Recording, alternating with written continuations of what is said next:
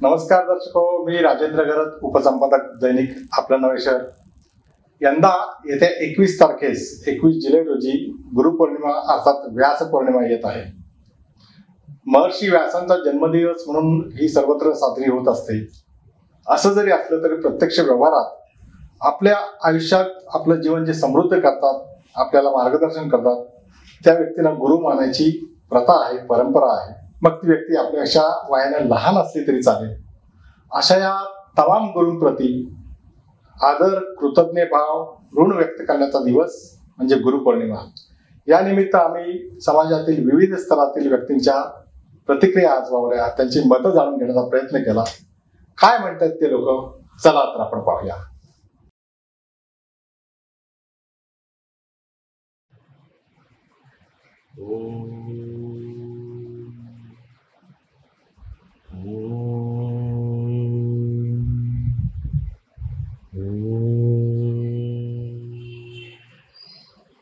गुरु ब्रह्मा गुरु विष्णु गुरुर्देवो महेश्वरा गुरु साक्षात परब्रह्मा तस्मै श्री गुरुवे नमः.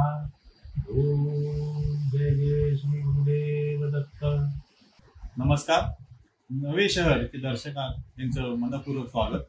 मी निलेश हांडे, मुक्काम पोस्ट गिरगाव येथे राहणारा. माझे आजोबा परमपूज्य आनंद महादेव हांडे, अण्णासाहेब हांडे हे एक गुरुवर्य होते आणि त्यांनी पेण रामवाडी येथे मंदिर स्थापन केले, जिथे बरेच देवांची त्यांनी प्रतिष्ठा केली आहे. माझे आजोबा हे गुरुचरित्र गुरुवर्य असल्यामुळे बरेचसे शिष्यगण त्यांच्याकडे येत असत. तर मी लहानपणापासून गुरु शिष्य याचं काय नातं असतं हे मी बघून आलेलो आहे. एक आदर, एक सन्मान, एक विश्वास गुरुचा आणि शिष्यांमध्ये असतो, तो हे मी लहानपणापासून बघून आलेलो आहे.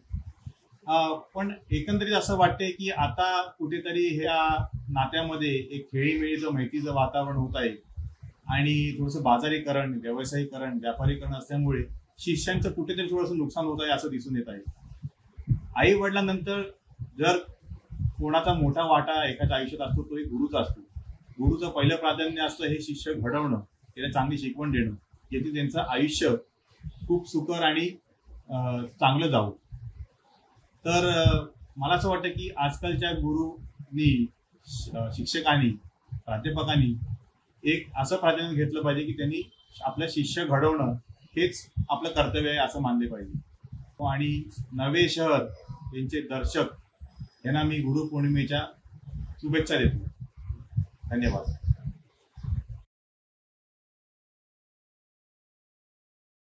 नमस्कार, मी सौ रुपाली विनोद पाटील, आपण एक विद्यालय कोणकोळे उपक्रम नवे शहर या माध्यमातून मी आपणास गुरुपौर्णिमेनिमित्त एक संदेश देणार आहे.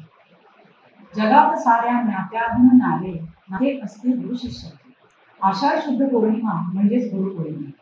जगद्गुरु महर्षी व्यासांचा शुभाशीर्वाद घेण्याचा हा दिवस. गुरु शिष्याच्या पवित्र नात्याचं स्मरण करण्याचा हा दिवस. ज्यांच्या आशीर्वादामुळे अज्ञानाचा अंधकार दूर होऊन आपण ज्ञानाच्या प्रकाशात प्रवेश करतो, तो दिवस स्मरण करण्याचा आजचा दिवस. म्हणून मी महर्षी व्यासांना सर्वप्रथम प्रणाम करते. महर्षी व्यास म्हणजेच ऋषी पराशर आणि माता सत्यवती देवी यांचे सुपुत्र. त्यांचा व्यासंग अतिशय दांडगा होता. ते अत्यंत ज्ञानी आणि व्यासंगी अभ्यासक होते. त्यामुळे 18 पुराणे, 6 शास्त्र, 4 वेद त्यांनी लिहिलेले आहेत. त्याचबरोबर महाभारतासारखे काव्य देखील देवाच्या म्हणजेच गणेश देवाच्या अनुमतीने त्यांच्या काही अटी मान्य करून त्यांच्याकडून त्यांनी लिहून घेतले. म्हणून महाभारताचा रचयिता असं देखील त्यांना म्हटलं जातं.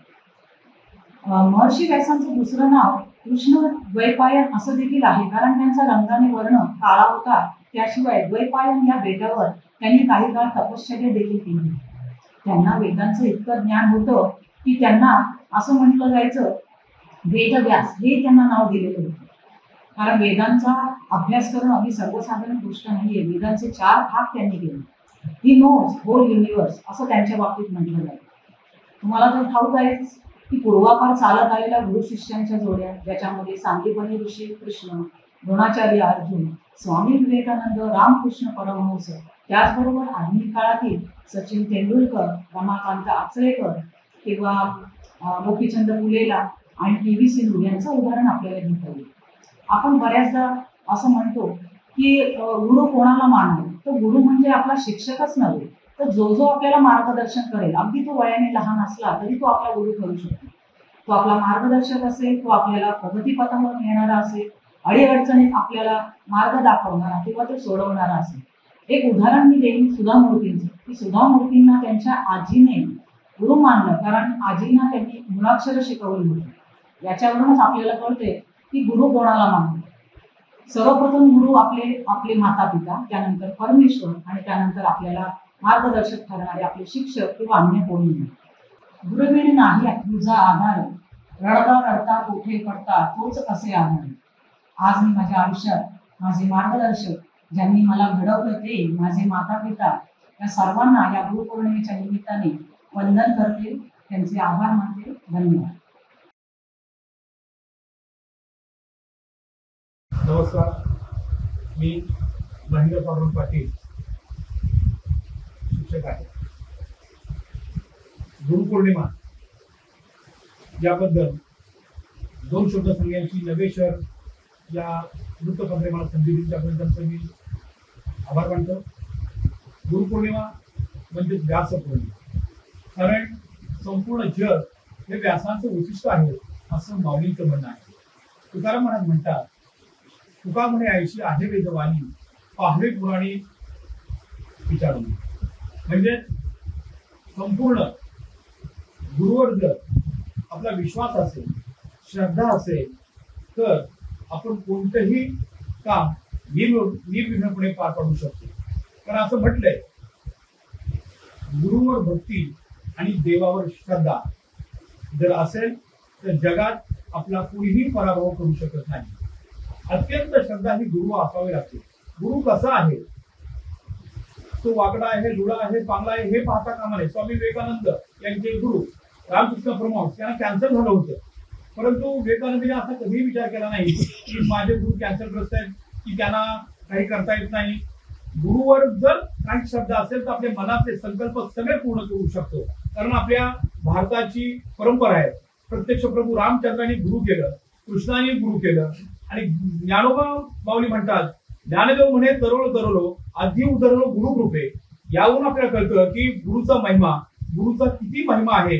कारण आजपर्यंत जी लोक मोठी झाली ती गुरुला देवस्थानी मानून, श्रद्धा ठेवून, विश्वास ठेवून, म्हणून त्यांचा विकास झाला. तर आज देखील आपण संतांना, गुरुंना शरण जाऊन आपला आत्मोद्धाराचा मार्ग आपण घ्यायला पाहिजे. आणि गुरुपौर्णिमा म्हणजे कृतज्ञता व्यक्त करण्याचा दिवस. कारण आई वडील आपल्याला जन्म देतात, अन्न घालतात, परंतु जे सद्गुरू आहेत, जे गुरु आहेत, हे आपला आत्मोद्धार करतात. म्हणून सद्गुरूशिवाय तरणोपाय नाही. नमस्कार, मी पल्लवी श्रीकांत जाधव, राफनाईक कनिष्ठ महाविद्यालयामध्ये मी मराठी हा विषय शिकवत असून येत्या 21 तारखेला गुरुपौर्णिमा आहे. त्या गुरुपौर्णिमेनिमित्त काही मनोगत मी आपल्यासमोर व्यक्त करू इच्छितो. गुरुने दिला ज्ञानरूपी वसा, आम्ही चालवू हा पुढे वारसा, किंवा गुरु परमात्मा परेशी, या उक्तीप्रमाणे संपूर्ण भारतभर गुरुपौर्णिमा ही अतिशय उत्साहात आणि जल्लोषामध्ये साजरी केली जाते. सर्वसाधारणपणे भारत, नेपाळ आणि भूतान या देशांमध्ये गुरुपौर्णिमा ही अतिशय जल्लोषात आणि उत्साहात साजरी केली जाते. याच दिवशी महर्षी व्यास यांचा जन्मदिवस पण असतो, त्यामुळे याला व्यासपौर्णिमा असंही म्हटलं जातं. हे तेच व्यास आहेत, महर्षी व्यास, ज्यांनी आपल्या भारताला संस्कृती दिली. हे तेच व्यास आहेत ज्यांनी आपल्या भारताला ही प्राचीन परंपरा दिली. आणि हे तेच व्यास आहेत जे महाभारताचे लेखनकार आहेत. आणि म्हणूनच गुरुपौर्णिमा ही त्यांच्या जन्मदिवसाच्या निमित्ताने पण आपण साजरी करतो. म्हणजे एकंदरीतच आध्यात्मिक क्षेत्रात आणि सांस्कृतिक क्षेत्रामध्ये गुरुपौर्णिमेला अतिशय महत्त्व आहे असं आपल्याला दिसतं. खरं हे जरी असलं तरी सुद्धा आई जशी आपल्याला परमेश्वराच्या जवळ नेऊन सोडणारी म्हणून आत्मा आणि ईश्वर यांचा मिलाप म्हणून ती आई, तसं गुरु हा आपल्याला समाजामध्ये नैतिकता प्रदान करण्यासाठी आणि त्या परमोच्च बिंदूपर्यंत नेऊन ठेवण्यासाठी हा गुरु आपल्या जीवनात अत्यंत महत्त्वाचा आहे. त्यामुळे तो अतिशय चांगला मार्गदर्शक असू शकतो, तो अतिशय चांगला दिशादर्शक असू शकतो आणि आपल्याला त्या परमोच्च बिंदूपर्यंत नेऊन ठेवणारा एक दुवाही असू शकतो. त्यामुळे गुरुचं स्थान हे तुमच्या आणि आमच्या जीवनामध्ये अतिशय महत्त्वाचं आहे. हे सगळं जरी असलं तरी महत्त्वाचा मुद्दा मला इथे सांगावासा वाटतो की आत्ताच्या पिढीला गुगल किंवा ChatGPT किंवा नेट ह्या सगळ्या गोष्टींचा अर्थात थोडक्यात काय तर सोशल मीडिया नावाचा गुरु हा जो मानण्याची संकल्पना आता नवीन पिढीमध्ये रुजू झालेली आहे, ही संकल्पना बदलणं अतिशय महत्त्वाचं आहे असं मला वाटतं. कारण गुरुशिवाय आत्ता तरुणोपाय नाहीये. कोरोनाच्या काळामध्ये आपण हे सगळं अनुभवलेलं आहे की गुरुशिवाय ऑनलाईनला गुरु मानून शिकणारी विद्यार्थी यांचं काय झालंय ह्याची जिवंत उदाहरणं आपल्या डोळ्यासमोर आपण बघितलं. त्यामुळे मला असं वाटतं की गुरुपौर्णिमा हा आपल्या गुरुप्रती कृतज्ञता व्यक्त करण्याचा दिवस तर आहे, त्यांना आदरभाव हा व्यक्त करण्याचा दिवस आहे. पण ते जरी असलं तरी आत्ताच्या पिढीला हे सांगण्याची नितांत गरज आहे की ह्या भवसागरातनं तुम्हाला जर तरुण जायचं असेल तर तुम्हाला गुरुशिवाय तरणोपाय नाही. आणि म्हणून या भवसागरामध्ये करायचं असेल तर नैतिकता, सामाजिक बांधिलकी आणि ह्या दृष्टिकोनातनं गुरु हा सर्वव्यापक आणि सर्वसमावेशक कसा असेल हे जर तुम्हाला जाणून घ्यायचं असेल तर तो गुरु तुमच्या आणि आमच्या आयुष्यामध्ये असणं फार गरजेचं आहे. म्हणून नव्या पिढीला या गुरुचं महत्त्व कळावं यासाठी या गुरुप्रती भावना व्यक्त करणं गुरुपौर्णिमेच्या दिवशी हे अतिशय महत्त्वाचं ठरतं. आणि म्हणून आजच्या काळामध्ये गुरुची बदललेली संकल्पना ही योग्य प्रमाणामध्ये गुरुच्याच माध्यमातून विद्यार्थ्यांपर्यंत पोहोचवणं हे आपलं नैतिक कार्य आहे असं मला वाटतं. त्यामुळे सामाजिक बांधिलकी शिकवणारा, संस्कृतीपर्यंत पोहोचवणारा, दिशादर्शक म्हणून काम करणारा गुरु हा तुमच्या आणि आमच्या जीवनात महत्त्वाचा ठरतो. आणि या गुरुपौर्णिमेच्या निमित्तानं सगळ्यांना पुन्हा एकदा गुरुपौर्णिमेच्या शुभेच्छा देते. धन्यवाद. नमस्कार, मी मनीषा कलाबाई रवींद्र पाटील. मी ज्ञानविकास विद्यालयात प्राथमिक शिक्षिका म्हणून कार्यरत आहे. आज मला दैनिक नवे शहर यांनी गुरुपौर्णिमेनिमित्त बोलण्याची संधी दिली, मनोगत व्यक्त करण्याची संधी दिली, त्याबद्दल त्यांचे मनपूर्वक आभार. गुरु म्हणजे गुरुपौर्णिमा हा विषय सगळ्यांना भिडणारा, मनाला भिडणारा आहे. गुरुपौर्णिमा म्हणजे व्यास पौर्णिमा, व्यास जयंती. आषाढ महिन्यातील पौर्णिमेला गुरुपौर्णिमा साजरी केली जाते. महर्षी व्यास यांनी महाभारत पुराण लिहिले असे मानले जाते. गुरु याचा अर्थ समजण्यास किंवा जाणून घेण्यास गुरूर नसावा असं मला वाटतं. गुरु हा आध्यात्मिक, सामाजिक आणि कौटुंबिक आपल्याला दिसू शकतो. मग सासू असेल तर त्यामध्ये आपल्याला बहिणाबाई किंवा मुक्ताई दिसू शकते, पण ते आपल्याला दिसावं लागतं किंवा उमगावं लागतं. गुरु म्हणजेच शिक्षक, म्हणजेच मास्तर. गुरु या अर्थाचा म्हणजे शिक्षक याचा अर्थ शी म्हणजे शिस्तप्रिय, श म्हणजे क्षमाशील आणि क म्हणजे कर्तव्य दक्ष. जो माँ के स्तर पर होता है उसे मास्तर कहते हैं. गुरु शिष्य यांचा जर आपण संबंध सांगायचा झाला तर यांच्या संदर्भात द्रोणाचार्यासारखे गुरु जे आहेत ते एकलव्यांचं त्यांनी बोट मागितलं होतं. आणि आजच्या संदर्भात तर वोट किंवा नोट मागणारा गुरु नसावा असं मला वाटतं. गुरु आपण म्हणजे कोणत्याही छोट्या व्यक्तींमध्ये बघू शकतो.